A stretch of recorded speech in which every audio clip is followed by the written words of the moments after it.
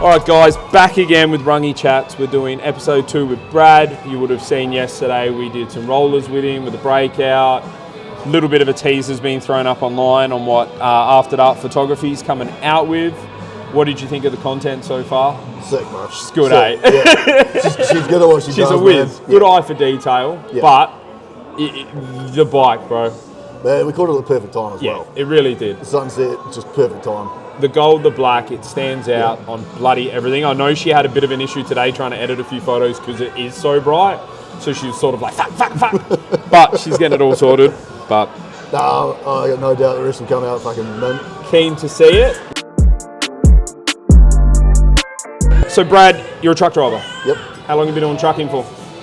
Man, I started, probably when I was 18. Yeah, okay. Yeah, joined the army, was a trucker in the army for 7 years. Oz Army or? Nah, NZ. NZ, Yeah. all right, okay. Moved over here back in 2011. Yeah, right. Yeah. So how long were you in the army for? I did 7 years. Yeah, right, so you would have seen a bit of the world? Yeah, saw enough of it anyway. Saw enough of it? And thought it's time to get out? Yeah. Yeah, okay. I spent 9 months in Egypt. Yeah, right. That was pretty cool. Fuck yeah, right on that'd the have been border right. between like Palestine and Israel and that. Yeah, right. I remember the few times the trucks wouldn't start because the diesel would turn to jelly. No way. And what made you make sort of the jump from the NZ Army, doing your trucking there, to jump over to Australia? Man, I had a mate over here, came over a couple of years before me, and told me what life was like, and like at that point, I sort of done everything the army had to offer at that point. Yep. Sort of deployments were drying up, promotions weren't coming, so I was like, Time fuck to switch it up. Yeah, I just wanted the money at that point, you know. Same as every other Kiwi that Time comes to over. start enjoying the life a little bit. Yeah, pretty much. Man. Fair enough. Yeah. And then you've always sort of been into your car and bikes, or? You know, it's funny, up until 2 years ago, I had no interest in bikes whatsoever. Yeah, right, so it's always predominantly cars? Yeah, always. Oh, wow. Yeah. Okay. Started off Jap imports. Yeah. Which is and- pretty much known to happen if you're from NZ. Yeah, man. And you'd probably thank that Fast and Furious movie for that. Yeah, it's been mostly V8s. Yeah, Ever okay. since, yeah. Because you've got the Club Sport GTS as well, yeah? Yeah. Yeah, all right. And then what decided, what went, fuck it, I'm going to go get a bike? I don't even know, eh? I literally woke up one morning and was like, I want a fucking bike. Just went, this is it, we're doing it. Yeah, pretty much. And was the Breakout the first one, or did you have like... Yeah, man, Breakout was the first one. So just went, yep, that's it, Probably that's what I'm the getting. worst learner bike you can fucking buy. What was sort of the problems you found getting on the Breakout straight away, the things you struggled with? All the same shit people starting off normally do, just getting a feel for it. Yeah. Big bike, heavy bike. I don't really mind that too much. Like when you're rolling on it, when you're rolling, like It's you don't not notice bad. the weight so much. Yep. Maybe slow speed a little bit. But yeah. I mean, I passed my license test on the Breakout, so Fucking better than most. Do you find as well, because a lot of people have said that they handle like dog's breakfast, they don't turn well. Do you find that's a bit of an issue, or only after you did the bigger wheel? yeah, I don't think when she was stock, I don't think she was that bad. Yeah, okay. Definitely, like, Now? I got 6-degree rake on mine. Yeah. 6-degree rake in the 23-inch front. Yeah, and so now it's just- fucking nah. terrible. It doesn't want to know about it though. On top of that, so since you've had no bikes, you've got the fucking Breakout, you've bought the new Fat Street Bob. Yeah. You've got the Carbon R1 as well. Yeah. So you could say that the passion for bikes definitely took over pretty quick. Yeah, definitely. Yeah, you can say that. But I would say I'm pretty lucky as well because Yeah, okay. when I was in the army, they made us get all our licenses. Oh, so you pretty much had everything all So I done. already had my RE when Yep. I came over here. So I could go straight on. I did my full R class before I Oh, even so you didn't bought a have to bike. do the learner's process at Nah. all? Oh, wow, that's So I was- cool as. Yeah. I had my full license with no idea how to ride a bike, pretty much. That's a good thing, but at the same time, a bit Yeah. dangerous, right? They're like, Yeah, here, yeah. jump on a big bike, have fun. You know, obviously growing up or being in NZ for so long, being in the army, travelling, did you find it hard to come to Oz, or because you sort of had travelled in the army, it was sort of just like, another new place? Yeah, it was sort of like that. Yeah. I already lived, like I left home when I was 18. I lived in 3 different cities in NZ. Yep. Obviously spent 9 months in Egypt. Yep. Also did courses all around New Zealand and shit. Yeah. Which would be like gone for months, so yeah, no, it was no big deal for me. Would you call WA your home now? Like, this is your home? Yeah, it's been home for a while. Yeah. So you got, like, you know, your house, your bikes, your Yeah. job, so this is your home base. Yeah, it's been home for a long time, man. Yeah, I had no plans to go back. No home. plans to go back. It's too cold. And then on top of that, depending on the areas you're in, like, you know, gang population is through the roof. Yeah, I remember in the army, our boys in Palmy North had big issues with the mob. Yeah. There for a few years. Yeah, okay. So, yeah. So clashing with the army boys. Yeah, they hated each other. Yeah, right. Big time. So sort of night out on the town to have a bit of a fucking breakaway from the army turned into sort of a bit of a problem? Yes. Thankfully, I wasn't in the army, but yeah, you hear stories about it. Yeah, right. Yeah. Places they weren't allowed to go. For those of you that don't know much about NZ, if you actually look it up, New Zealand's got the highest gang population worldwide.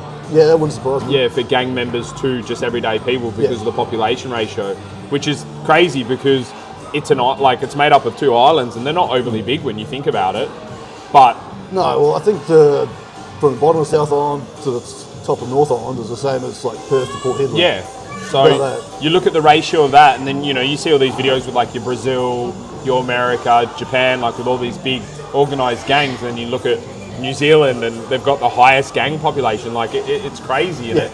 I remember growing up in South Island, there was a tiny gang presence. Yeah, okay. Really nothing much. Where it really hits in your north sort of areas. Yeah. Yeah. No, it's fair enough. Well, it's good that you've created a good substitutable life over here. Yeah. Now, obviously you've got the bikes and stuff. Like you said, we had a bit of a chat yesterday. A lot of people probably look and think you're a multi-millionaire with all your toys and the house. Far from it. Yeah, right. And this is sort of what we want to do on the channel is make people aware that just because you might see it on social media or you might see the post, it doesn't sort of replicate what life's like. Yeah. I find being in a truck, you're driving 16 hours a day, you're always alone. Yeah. Just think about the modifications you're doing on the bike, just plans with them. Yeah. Great way of keeping your mind busy as well. Yeah. Yeah. Because like that, I do FIFO as well. Yeah. So whilst I'm not on the road for a long period of time, I am in the truck for 8 to 12 hours. Same sort of thing, yeah. Because a lot of people, they go, you're just a truck driver, that's a piece of piss job, or you work FIFO, that's a piece of piss job. It is physically, but then mentally not so much. It can be pretty hard mentally. Okay, explain to me sort of what's like living in your own head. Is it sort of gaining control of your thoughts or just... Yeah, it's a lot of that, I think. Yep. You got to be able to...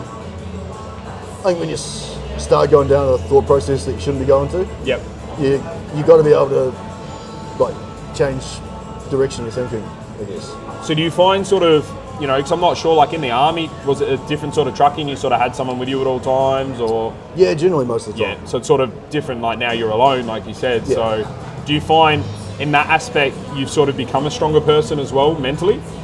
Yeah, I think I prefer being alone in a truck anyway. Yep. You can crank the music up, do whatever you want. You don't have to worry don't about have someone trying to fucking skip your songs exactly, and shit. Yeah. A lot of people come up, thinking FIFO's for life because it's easy and it's easy money. And whilst it is, they don't think of the mental side. And if you're not strong mentally, you're gonna really stuff yourself up. Like it can punish you big time. Being away from friends, family. Like I know Christmases and birthdays that I don't get to see my daughter or speak to her.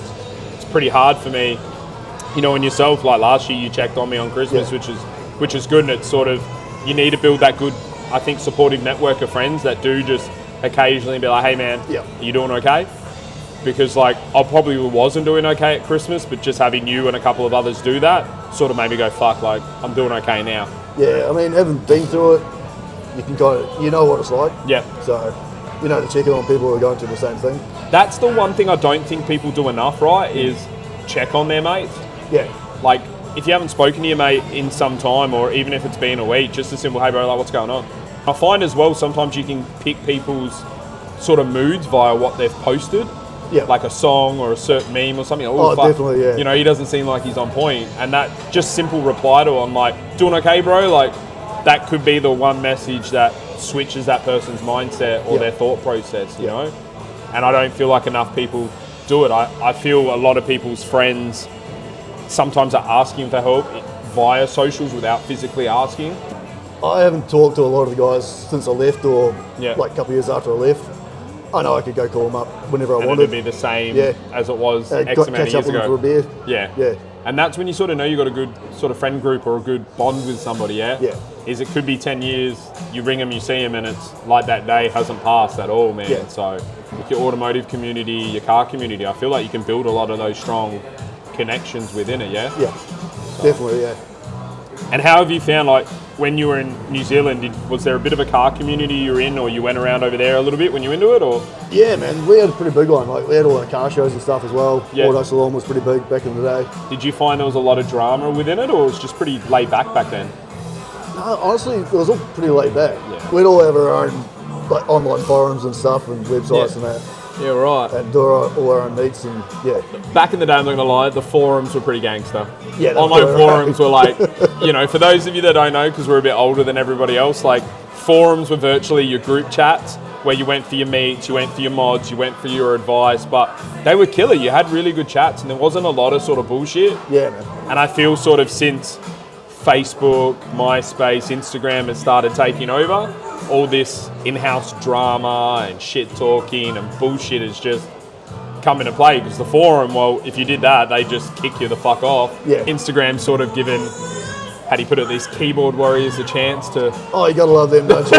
Fucking love them. talk their shit, not get any repercussion, or, you know, have a problem with your build, you know, because they don't like it, or they don't like your colour, or they're like, oh, that shit, the colour's crap. Like, all right, cool, bro. Fucking welcome to. Yeah. I didn't build it to impress anyone else. Right? Yeah. Like, who gives a shit what the guy next to you thinks? Yeah, that's it. You build Yeah. it for you, right? Yeah. You know? So I feel that people need to focus more on their own shit rather than worrying about the Instagram likes or, you know, what people think about their build, right? Yeah, exactly. Because at the end of the day, yours is pretty fucking unique. Yeah, I would hope so. Yeah. That was the whole point of the fucking build. You know, and I'm sure there's some people that have just been like, nah, not my style, right? Yeah, I'd say a lot of the older guys, Yeah. the old, like, more like traditional Harley guys and a bit Yeah. like that. Yeah, they like the like black and chrome and Yeah. yeah, And you sort of deleted all the chrome. yeah, pretty much. I don't think there's one chrome that left on it. Because we will, through the video, Brad did send us a few photos of how it originally looked. So for those of you that aren't really big on Harleys or knowing what the Breakout looks like, we will chuck the original photo up, because when you see the original photo and then you see the videos and the photos of what he's done now, you'll really appreciate and see how much effort he's put into his bike.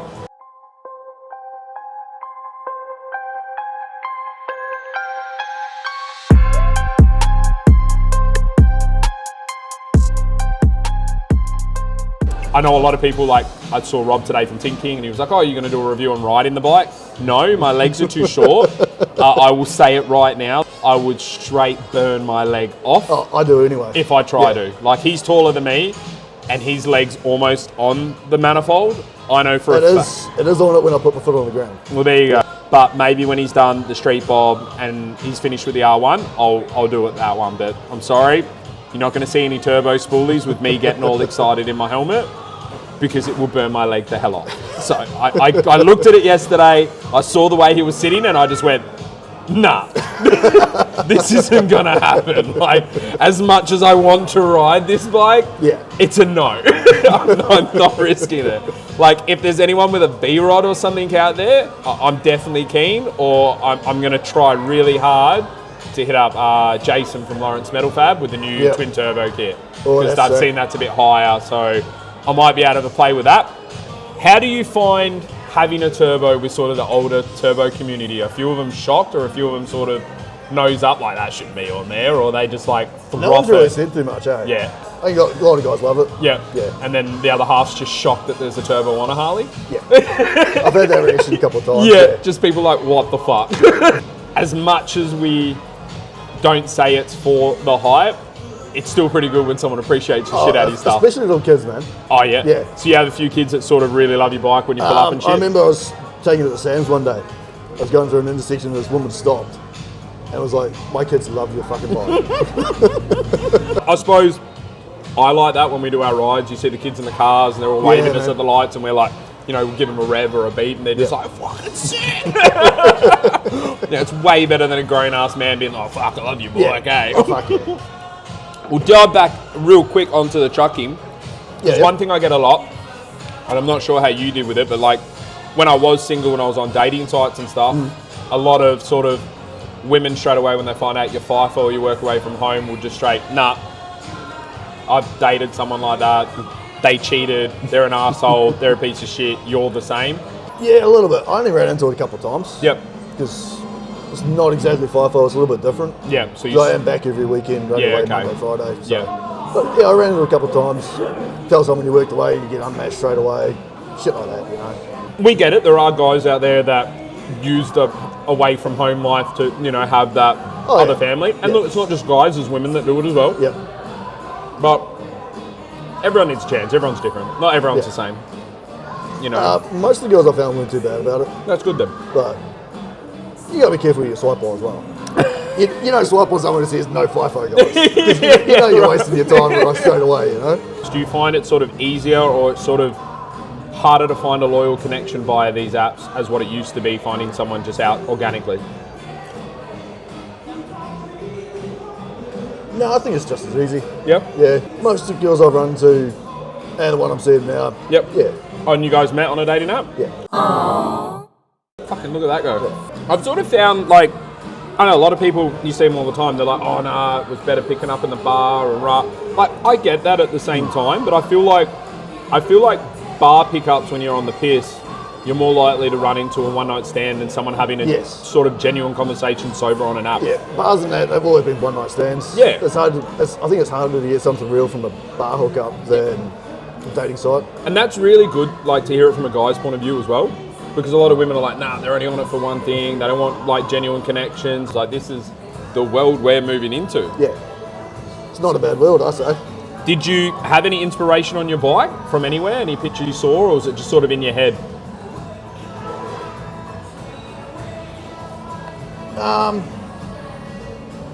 A few moments later. I think I got a lot of inspiration from what Thunderbike's done. Okay, yep. They're big on gold wheels. Yeah, on gold, yeah. So I definitely got some inspiration from them. A lot of it was just straight out of my head. Yep. Yeah, wanting something different was the main thing. I think it just sort of snowballs, you're like, fuck, that'll look good. That is how the bike, that is the exact definition of the bike. It's just a snowball, man. It was not meant to be this. Just started here and it just kept going and going and going. It was meant to be a little bit different. Yep. I just wanted to be able to pick my bike out of the crowd. Did you find the process was a lot easier though with Sam as well? Oh shit, like he just made it effortless to deal with? Yeah. Okay. But yeah, I pretty much told him what colours I wanted. Yep. We went in there, laid out design on the bike. And I said, yeah, like that, done like that, let's change that. It was done. Did you always consider SJ or were there other shops sort of prior? It was always going to be Sam? Yeah. Nah, it's good. I'm hell hungry, so you're going to have to deal with me eating through this as well. I'm sorry. I'm trying to be very polite, but like they put it in front of me, so I can't. You can dig in as well. Go I got something coming, man. See, he's got food coming, and I know he ain't going to wait. Even you talking, you know, about sort of being in your own mental sort of head and being in control of your thoughts, do you find not enough guys, and look, I'm not being sexist on this because I'm sure women maybe have the same problem as well, but do you find a lot of guys don't think in that manner because they think it's a weakness, or they don't talk about it because they think it's a weakness, or they're maybe worried about what people think when they open up about it? Yeah. Yeah, I think guys are too worried about appearing weak, what people think. Definitely. I'm fucking more than guilty of that. Like, look, it's a stigma, like I said. I guess it's sort of the era we came from as well. It's sort of like, you know, have a couple of fucking cement and harm the fuck up and move on with it, yeah? Big time. But I don't know, me, like I said on the last one, personally, when I had my daughter, it's sort of, I had to open up so I could be more emotionally available for her. You know, I feel like it calmed me down. Like I was probably a lot more aggressive prior to, not so conscious of my actions and how I might have spoke or lost my temper to people and stuff like that. Yeah. Where now I feel like I'm a lot more self-aware of that. So I don't think it's weak opening up. I think it's a challenge. It is hard. Yeah, I don't think it's weak either. It's definitely a challenge. Yep. It's not something that comes naturally to anyone. No. I don't look at it as me, when I wasn't opening up, a weak. It's more vulnerable, like you're scared of being vulnerable because you open up maybe. Yeah. I guess once you sort of get over that speed bump and you talk to sort of one person, you're like, fuck, they didn't judge me. Yeah. And then you talk to another person and you're like, fuck, they didn't judge me. And then you sort of feel like, fuck, maybe I can do this. It makes you more self-consciously aware of your actions in your mind, yeah? Yeah. And then you've just got more time to stop worrying about your bullshit and more time to start worrying about where you're going to spend your money. Exactly. So it's a win-win, really. Yeah. I can personally say about the footage because I got to see it all before he has. It's killer. So just fucking wait. I know there's a tunnel run coming up that I'm looking forward to as well. Yeah, that was pretty cool. Yeah.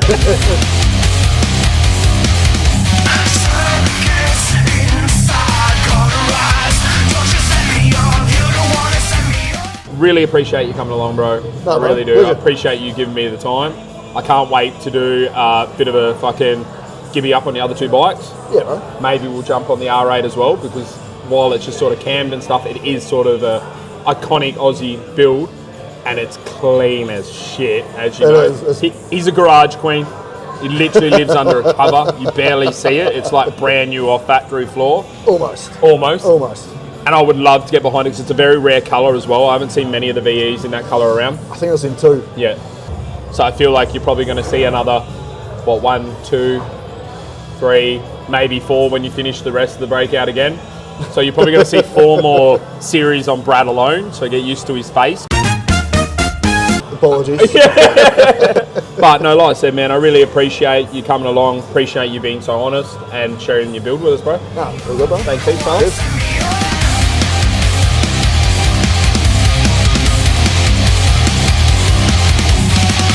At the top of the dome or the ceiling, there's no familiar voice and no feeling. There's a bomb in the room and I'm taking everybody with me.